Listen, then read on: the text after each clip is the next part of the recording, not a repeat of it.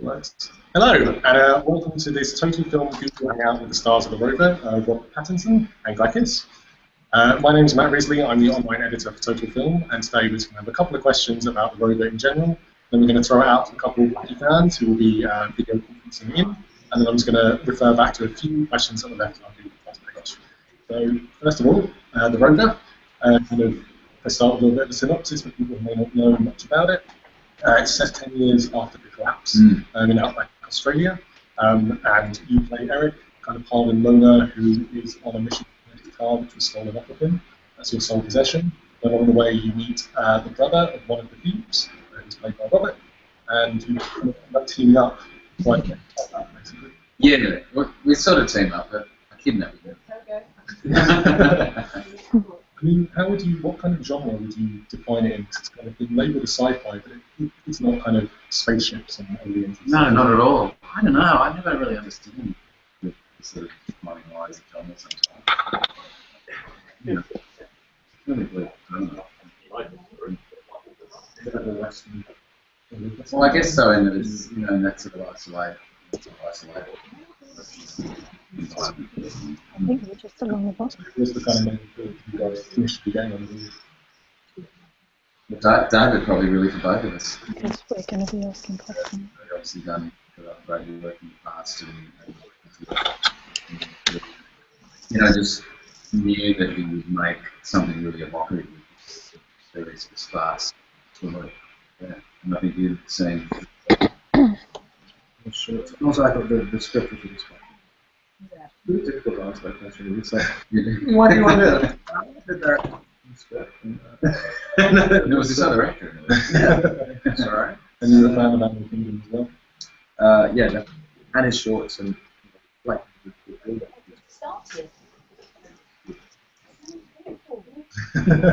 It kind of looked. Movie game. It kind of looked. I mean, set in the outback, it looked like real. Was it to shoot? It was to a degree. I mean, but it was equally as fascinating and fun as well, because we were travelling and staying in the place for a week with someone else, and then slowly just working our way up through the film. Which, even though I live in Australia, I don't live in that kind of environment, so it's really, really beautiful experience. Really fascinating to watch in flights. Level. Quite a few bugs. Quite a few bugs, a few spiders, but yeah, a lot of flies. No Australians. No Australians. No, it's all tourists. Australians have never been anywhere apart from cities. Well, or overseas. Yeah. We all go to England. Yeah, that's right. The outback to English people. Yeah. Okay, so we're going to throw out to our first question, which is from Louise Brock. So I'm just going to bring her in.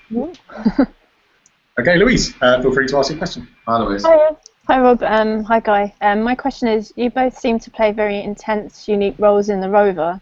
How difficult was it for you both to get into character? You're at work. I am.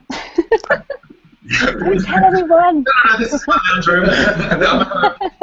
These are all my family. Selling things. How difficult was it to get into character? I mean, I'd only auditioned for it a year or almost a year before. And so I don't really know. I mean, I was thinking about the part for I started shooting. I don't know if I did. Well, we had some rehearsal. We had a week in Adelaide, really kind of rehearsing, just me and Rob and David, our director, in a hotel room. Really, for me personally, it was just about trying to find a character, because that was a difficult thing for me, really, was just to get a sense of who the guy used to be as well as who he is now. And so we kind of read through a few scenes and really just worked our way through the script just to kind of understand what we were doing. But obviously that was a set anyway, making sure they understood where we were at. So I mean, you have quite an extremely intense character to constantly kind of stay in that mentality. Is that right? Well, I don't think we constantly did. I think we were sticking our character and having fun on set. It was quite fun, actually, and David's a pretty funny guy. And I think, when you work on something that is intense, I don't know, my experience is that you tend to have a fairly, I think, just to lighten the mood. We're not doing dark things and practical jokes and stuff, but at least just being able to step away from it so that it doesn't to consume. Robert, is it the same for you? Because it's quite a different character to anything you played before. Yeah, I mean, I thought it was quite a sort of free character as well. I mean, you can't really have any limitations on how you could play it. It's terrible. No idea what you're doing. So it's not, I thought it was fun. And also, Guy doesn't carry the movie.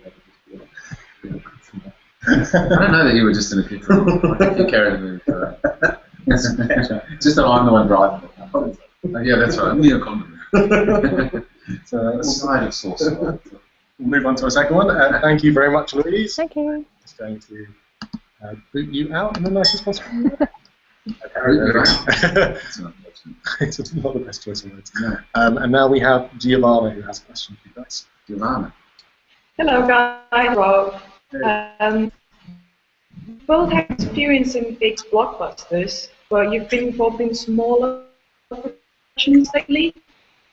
Prefer about working on more indie films. Got that? Did you hear that? Yeah, I think so. I mean, the sort of what we prefer about working on indie films, or the difference about working on. Yeah. Well, it's just less of a machine, isn't it? It's less of a sort of a hierarchy that you've got to go through in order to change anything. If you want to change anything on an independent film, just talk to the director and just change it. Whereas on a bigger film, it's executive people with lots of money. I think it always just, if you're the director, no matter what the size of the production, the directors and the producers. I think if you've got a good top of the pyramid, then it doesn't matter. No, absolutely. Because I think you can have an indie that's totally out of control. Yes. Exactly the same way. Of course. Crazy execs. That's right. How Exerting more control than they should. Yeah. So it does kind of depend, really. I mean, it sort of depends more about the people that you're working with rather than just the size of the thing. Yeah, that's true. You feel like it was quite a tight-knit kind of casting through on the Rover? Yeah, and it sort of had to be because we were all travelling together anyway up the Flinders Ranges and also staying in the same places as we went along. So it was like being in school camp. It's got more and more debauched as time went on. Yeah, that's right. I think so. We left some people out there roving around. Thank you very much for your question, Giovanna. Thank you. So we were supposed to have one other guy kind of video conferencing, but unfortunately he was having technical hiccups, so I will ask his question for him. Rover. Actually, I'm making that answer myself. I went to a different interview. It was from a guy called Stuart Bowker, and he said, the movie seems like a real two-hander. How quickly did you build up a rapport on set, and was it hard to break out of the character any times?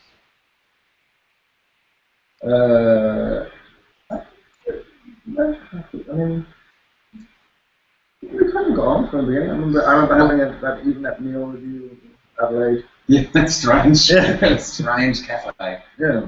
But the interesting thing was we weren't, we meet each other as strangers in the movie. Yeah. So it's not like, quite often if you do a movie and you play someone's brother or whatever, you've got to go and spend days hanging out with them and, bonding. But in this case, we just kind of went, all right, we don't know each other, and we just slowly, and you just, after a couple of days, you sit in the car together for hours on end, you get to know each other, to whatever extent. I think also the good subject of the film as well, but the fact that I think both of us are trying to figure out what the film is actually about, actually doing it. You go into something going, I know what it's about, and the other person who's movie is, that. Yeah, that's right, then you're in trouble. Yeah. I think because we're both like, what is that? What is it the whole time? It's a fun environment to be in. And you kind of reach that conclusion together because if you're both trying to work out at the same time? Well, I think it was pretty quick in sort of just asking questions and Rob asking questions and me asking questions and kind of going, oh, good, okay, we never understand. That's good. At least we're in this together. Okay, you know Yes. what this film's about. What's that mean? Should you read page 25? I have no idea what that's about. But the great thing was, I think, David was also kind of trying to work it out himself. And on some level, I think that makes for really interesting work. It's not like we're losing faith. You know, we definitely all had faith in each other. But I think he was, you know, every time we asked a question, you could see him asking himself that question for the first time as well, really. How did he kind of pitch that to you from the off? Because, you know, if you were having that initial conversation about what this movie is and what it could mean, was that exciting? Or he was like, I'm not entirely sure? Well, it is. I mean, you know, as long as you feel like you're talking to somebody who's prepared to go the distance with you and ask the questions and try and find the answers. You know, I've worked with people before, and I think this person doesn't know the answer, and they don't care to know the answer. And so then with David, it's really, he's like, you know, help me discover this. You know, let's all discover this together. Nice. So we'll move on to a couple of questions that people left on our Google Plus page when they knew this was going to happen. Louise Finnegan on Google Plus said, was the Rover set and location or locations your most favourite yet? Say that again. Was it your most favourite location and set? Kind of I see. Well, certainly one of them. I mean, it's pretty fascinating out there. I did a film in Newton in Australia as well, up in the middle of Queensland, really. And that was in the desert. That was pretty interesting too. That was in the competition. So I really enjoyed being out there. The ranges were great because of the, you know, just the look of it. Yeah, very beautiful. How about you compared to the other kind of sets and locations you've been to? I love it. I think it's desolation. You know, just wander around and really admire it. And the people that see it. Yeah. So that's great. Very unique experience to just be kind of, because I've been out in the outback as well and just driving for hours and hours. It's just the same. It's like one abandoned house. You drive for an hour and a half to the side. It's like, why are we building a house out here? What do you think? Yeah. It's like, I know where to build a house. That's right up the river. Yeah, that's right. It's beautiful, hundreds of miles. Yeah. Kangaroo frames. Moving on, you've got Claire Cho on Google Plus asked, are there any genres that you haven't explored yet that you'd really like to, or that you want to avoid at all costs? Well, I'm happy to sort of try all sorts of things, really, to be honest. I mean, I wouldn't, not just for the sake of it, though. You know, I would do a horror movie if it was a great script, not just because it's exactly that genre. And I don't know, as far as avoiding things, I feel like it's just about avoiding things that just don't feel organic or that I don't feel like I can do a decent job in. So, more about that than genre specific. The period drama? I've done plenty of period dramas. Absolutely. Usual? Open to everything. I feel like I always gravitate towards a similar kind of tone to me. But yeah, I find just something a little bit lighter. Always do things that I always I've died in every single film I've ever done. It'd be nice to see you in a sort of Comedy form. comedy form. There you go. There's a genre. It's an untapped genre. That's right. You have Leonard Sultana on Google Plus said, did you have any preconceptions of each other prior to production, and were there any surprises about each other? Leonard Sultana, I found that. That's a great character. That's right. I had preconceived ideas about Leonard Sultana. Sorry, what was the question? Whether we have preconceived ideas about each other and were the surprises about what we discovered about each other? Yeah.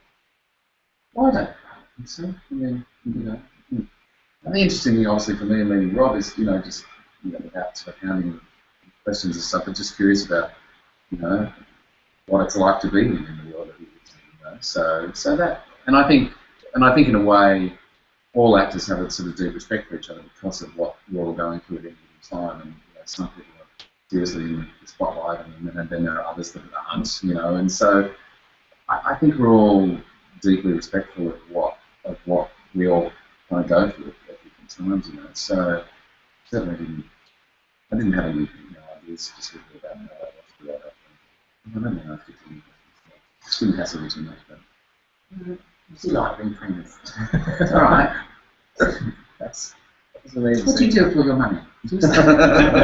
Makes you get people to say, Much my job, mate. yes, how much you make on the last film? I don't know what I'm suddenly talking about.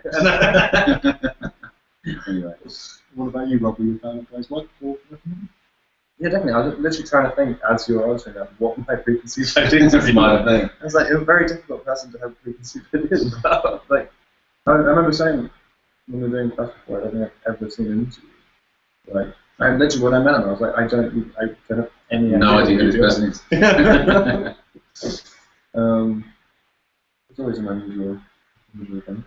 It is a funny thing making a film where you just suddenly plonked together, and I'm sure it's the same for all sorts of people who have sort of project jobs there out in the world. Where you suddenly spend 6 or 8 weeks very intimately with a group of people.